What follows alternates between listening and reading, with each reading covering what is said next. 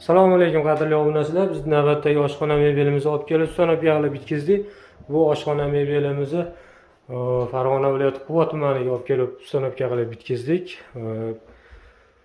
Kanalimiz a'zosi oshxona mebel zakaz qilganda mana xonadonni kelib o'lchab, mana bitirib chiroyli qilib sonab yig'ilib qo'yib berdik. Bu oshxona mebelimizni razmeri, narxigacha, materialigacha aytib o'tamiz. Videoni o'tkazmasdan ko'ringlar. Xudo xolasa chiqarib borayotgan videolarimiz birinchilardan ko'rib borasizlar. Obuna bo'lib qo'ysalaring.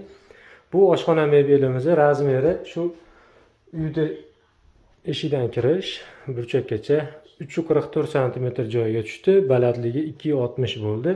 3 etajli fasonda kashtan firmani akrilidan ishlatib, tagiga to'qroq, tevasiga to'q, o'rtaga ot serisidan qilib chiroyli qilib sonab yig'ilib bitkizib berdik. Bu oshxona mebelimizni kafeli bizdan bo'ldi. Mo'ykasini farqini puli qo'shilib qoldi.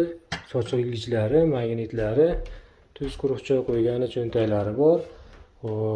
Mo'ykamizni tevasida original shu-shularimizni qo'yib o'rnatib berdik. Bu joyimizda qo'sh soladiganlari, patnislarigacha kelgan. Taylarda svetlari bor. Doskalarni yorug'tirish uchun chiroyli qilib qo'yib qo'yganmiz. Bu oshxona mebelimizni 1 pogona metrini 2 800 ming so'mdan tayyorlayapmiz. Shu oshxona mebelimizni o'sha narxi 8 mingga tushdi. Xonadon egasi gaz, vichka, semestitlni olib qo'ygan ekan, qo'yib chiroyli qilib o'rnatib berdik. Bu oshxona mebelni mexanizmlariga vakuumni ishlatdik. Oshxona-moshxonalarigacha to'rttadan qatirib, chekkalari plastmassa krom qo'ygan, turba-ruchkalarigacha qo'yib berdik. Rolilari ham shu o'zi tortib oladigandan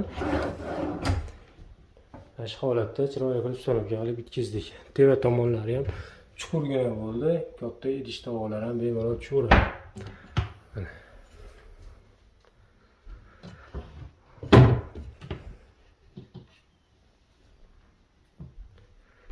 Kimga ishimiz yoqsa murojaat qilaverasizlar. Vodiy bo'ylab xizmat ko'rsatamiz. Borib o'lchash shu kelishilgan mebelni narxini ichida bo'ladi.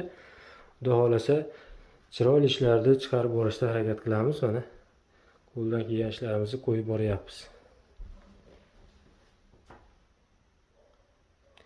Video davomida xato kamchilik bo'lsa uzr so'raymiz. Hop, endi mana shu общий holat.